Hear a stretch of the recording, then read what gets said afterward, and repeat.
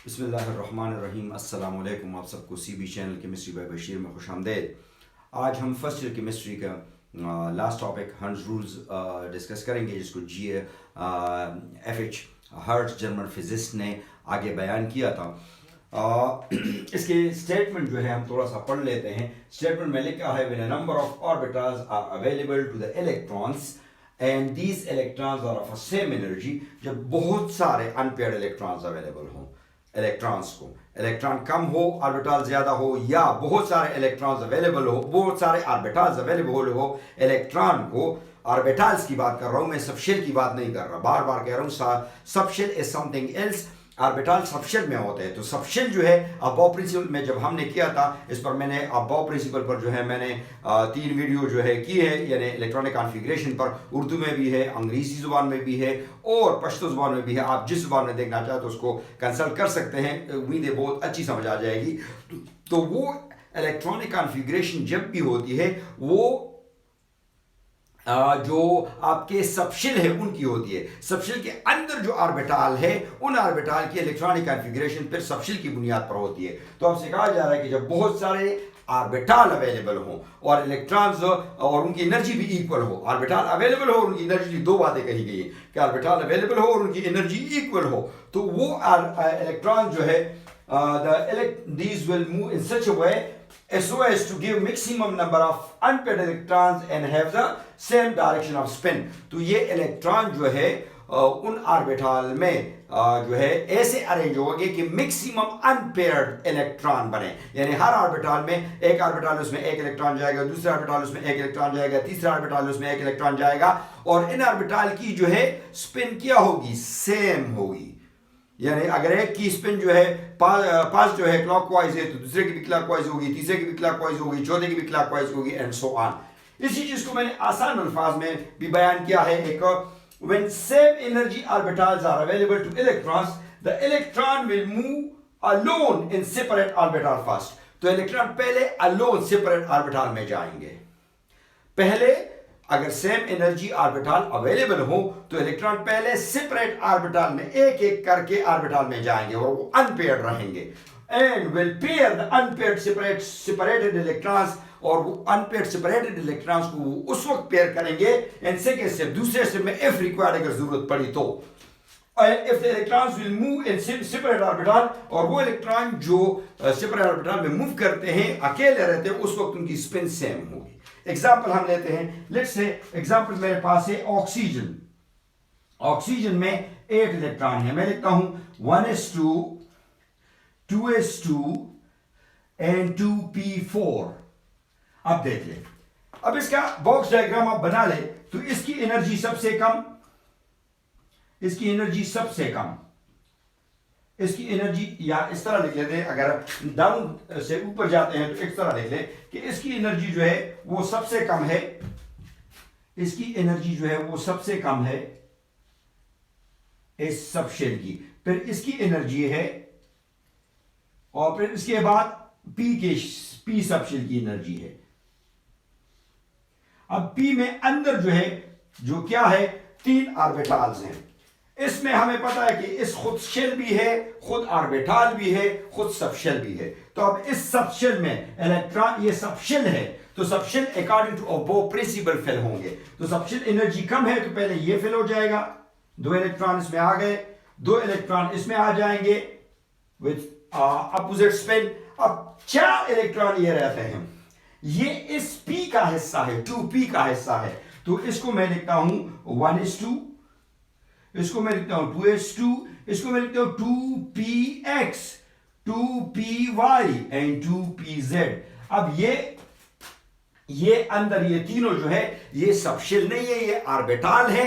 किसके ऑर्बिटल है, P subshell के ऑर्बिटल है, और इनकी एनर्जी सेम है। कैसे सेम है, इसीलिए सेम है कि ये 2p है, ये भी 2p का हिस्सा है, ये भी 2p का हिस्सा है, ये भी 2p का हिस्सा है। जो एनर्जी इस 2p के है, वही एनर्जी इस 2px की है, वही एनर्जी इस 2py की है, वही एनर्जी इस 2pz की है। तो इनको दूसरे अल्फाज में क्या कहा जाता है, इनको दूसरे अल्फाज में कहा जाता है डीजेनरेट ऑर्बिटल।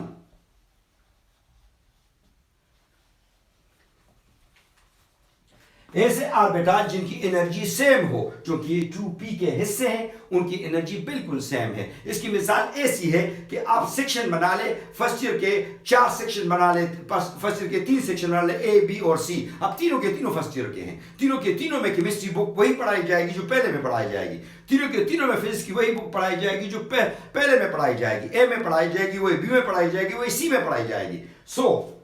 ये तीनों के तीनों की एनर्जी सेम है। तो इलेक्ट्रॉन कैसे इसमें आएंगे? ये इलेक्ट्रॉन देखे पहले, सबसे पहले दे विल मैक्सिमम अनपेयर्ड, पहले ये इसको पढ़े, when same energy orbitals are available the electrons will move alone in separate orbital first, पहले सेपरेट ऑर्बिटल में जाएंगे, एक इधर आ जाएगा क्योंकि इसकी एनर्जी सेम है, तो वो भी एक इधर आ जाएगा, एक इधर आ जाएगा। 3 इलेक्ट्रॉन जो है सेपरेट चले जाएंगे क्योंकि तीनों की एनर्जी सेम है। एक इधर आता है तो दूसरा इधर क्यों ना है, तीसरा इधर क्यों ना है, क्योंकि सबकी एनर्जी तो सेम है। तो जिस तरह 3 कुर्सी अवेलेबल हो, 3 बच्चे हों, तो वो जो है 3 बच्चे उस पर बैठ सकते हैं। अगर चौथा बच्चा आ जाता है तो शायद वो पीछे खड़ा हो जाए, या इन तीनों में से किस तरह अरेंज हो जाए, तो चौथा इलेक्ट्रॉन जो आएगा वो इन तीनों में से इस तरह आ जाएगा, वो फिर अपोजिट स्पिन पे आ जाएगा। तो फिर and will pair the unpaired, उस अनपेयर्ड इलेक्ट्रॉन को उसने पेयर किया, सेपरेटेड इलेक्ट्रॉन्स को, इन सेकंड स्टेप, दूसरे स्टेप में, इफ रिक्वायर्ड, अगर जरूरत पड़ी, ये जरूरत पड़ गई चूंकि इस इलेक्ट्रॉन को जगह देनी थी तो उसको मैंने यहां पर जगह दे दी। ठीक, अच्छा जी। So if electrons will move in separate orbital will same spin, और इसमें पहले तो ये सेम स्पिन के साथ चले गए थे, अब दूसरा जो है अपोजिट स्पिन के साथ आएगा। ये इसकी जो है क्या है, इसकी इलेक्ट्रॉन की इलेक्ट्रॉनिक कॉन्फ़िगरेशन है, और इस तरह जो है इसमें से इस डीजेनरेट ऑर्बिटल में इलेक्ट्रॉन जो है वो अरेंज होते हैं। दूसरा एग्जांपल मैं दे देता हूं, दूसरा एग्जांपल जो है आप ले लें, दूसरा एग्जांपल हम इस तरह ले सकते हैं, लेट्स से Cu वो 29 है, या Cu के बजाय थोड़ा सा कम कर ले तो आसान हो जाएगी बात।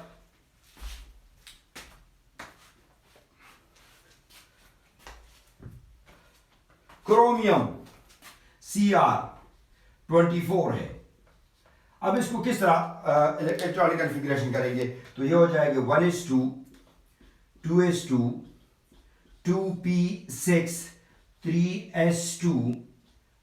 चूंकि ये कम एनर्जी का है, पहले इसमें इलेक्ट्रॉन आ जाएंगे, फिर ये ज्यादा एनर्जी का इसमें आ जाएंगे, फिर ये ज्यादा एनर्जी का इसमें आ जाएंगे, फिर ये ज्यादा एनर्जी का इसमें आ जाएंगे, फिर इसके बाद ये ज्यादा एनर्जी का इसमें इलेक्ट्रॉन आ जाएंगे। तो ये हो गए 2 3 4 और ये 4, इसके बाद जो है 4s2, और इसके बाद 3d जो है वो 4 और 3d2। अब देखिए 6 7 8 9 10 11 12 13 14 और 6 20 और 2 22। ये आपके पास 4 आएंगे। देखिए 2 2 4, ये 2 और 2 4, इसके बाद ये इसके साथ जमा कर ले 6, तो ये 10 हो जाते हैं, 12 और 6 कितने हो जाते हैं, 12 और 6 18 हो जाते हैं, 19 20 और इसके साथ जो है 4 24। क्लियर? अब ये चूंकि इन इलेक्ट्रॉन इसलिए कि इसकी कम एनर्जी है, इसकी थोड़ी सी ज्यादा, इसकी और थोड़ी सी ज्यादा, इसकी और थोड़ी सी ज्यादा। अब अगर मैं इनको सपोज कर लूं, इसको मैं आपके सामने क्लियर करूं, ये बाकी तो सारे इस तरह है कि इसमें से 2 इलेक्ट्रॉन, इसमें से 2 इलेक्ट्रॉन आ जाएंगे, इसके इसमें 2 इलेक्ट्रॉन आ जाएंगे, इसके पी में जो है इस तरह है पी, तो इसमें से इलेक्ट्रॉन इस तरह आ जाएंगे, 2 इलेक्ट्रॉन जो है आपके इधर आ जाएंगे, एक इलेक्ट्रॉन इधर, एक इलेक्ट्रॉन इधर, एक इलेक्ट्रॉन इधर, फिर एक इलेक्ट्रॉन इधर, फिर एक इलेक्ट्रॉन इधर, फिर एक इलेक्ट्रॉन इधर, 6 इलेक्ट्रॉन इसमें आ जाएंगे, फिर इसमें से जो है आपके 2 इलेक्ट्रॉन आ जाएंगे। अब यहां 3p, तो 3p को अगर मैं लिख सकूं, वो फिर वही बात, 6 इसमें इलेक्ट्रॉन है, 6 इलेक्ट्रॉन आ चुके हैं, तो 6 इलेक्ट्रॉन कैसे आएंगे? देखिए ये डीजेनरेट ऑर्बिटल है, तो डीजेनरेट ऑर्बिटल में पहले इलेक्ट्रॉन एक इधर आ जाएगा, एक इधर आ जाएगा, एक इधर आ जाएगा, फिर मजीद 3 अवेलेबल है, तो एक इधर अपोजिट स्पिन के साथ, एक इधर अपोजिट के साथ, एक इधर अपोजिट स्पिन के साथ, फिर इधर जो है आपका ये आ जाएगा, ये आपके पास 2 इलेक्ट्रॉन हो जाएंगे, और इसके बाद ये आपके पास डी आता है। डी में कितने हैं? डी में आपको पता है 1 2 3 4 5 है, 5 हिस्से, 5 इसमें से जो है क्या है, 5 इसमें से ऑर्बिटल्स है। इसको मैं कहता हूं इसको px P Y P Z कहते हैं, और इसको D X Y D X Z D Y Z D X square minus Y square और डी जेड स्क्वेयर। तो ये इसके नाम हो गए। अब इसमें से 4 इलेक्ट्रॉन हैं, तो एक चूंकि ये इन इलेक्ट्रॉन को मैं क्या कहता हूं, इन ऑर्बिटल्स को मैं कहता हूं डी जेनरेट ऑर्बिटल्स। ये इनकी एनर्जी सेम है, देखिए इनकी आपस में एनर्जी सेम है, इनकी आपस में एनर्जी सेम है, ठीक है ना, लेकिन इनकी एनर्जी इससे ज्यादा है, इनकी एनर्जी इससे ज्यादा है, इसकी सबसे कम, इसकी थोड़ी सी ज्यादा, फिर इन तीनों की थोड़ी सी ज्यादा, लेकिन आपस में बराबर, इसकी ज्यादा फिर इसकी और ज्यादा, लेकिन तीनों का आपस में बराबर, इसकी एनर्जी इससे ज्यादा, लेकिन और इसमें से जो है 4 इलेक्ट्रॉन आएंगे, तो ये एक इधर आ जाएगा, एक इधर आ जाएगा, एक इधर, एक इधर, 4 इलेक्ट्रॉन आ गए। So when the same energy orbitals are available, electrons will move alone in separate orbital first। तो पहले ये इसमें से आ गए फर्स्ट, अगर अगला इलेक्ट्रॉन आता है तो वो इधर आएगा, फिर अगला आएगा तो इधर आएगा, फिर अगला आएगा तो इधर आएगा, फिर अगला आएगा तो इधर आएगा, और इस तरह चलता रहेगा। अगर जरूरत पड़ी, अभी इसमें जरूरत नहीं पड़ती, ज्यादा इलेक्ट्रॉन अवेलेबल नहीं है, तो ये इलेक्ट्रॉन डीजेनरेट ऑर्बिटल में खुद को सेपरेट ऑर्बिटल में, क्योंकि इन सब की एनर्जी सेम है, इसकी भी 3D की एनर्जी है, इसकी भी 3D की एनर्जी है, इसकी भी 3D की एनर्जी है, इसकी भी 3D की एनर्जी है, और इसकी भी 3D की एनर्जी है, सबकी 3D की एनर्जी है। तो जिसकी जितनी एनर्जी इसकी है वही एनर्जी इसकी है, वही इसकी है, वही इसकी है, वही इसकी है, वही इसकी है। 4 इलेक्ट्रॉन है, पहले 4 को ऑक्युपाई कर लेंगे, मैक्सिमम अनपेयर्ड इलेक्ट्रॉन आ जाएंगे, मैक्सिमम अनपेयर्ड इलेक्ट्रॉन्स ये आ गए, और अगर अगला होता वो भी अनपेयर्ड आता, 5 इलेक्ट्रॉन अगर होते तो 5वां भी अनपेयर्ड आता।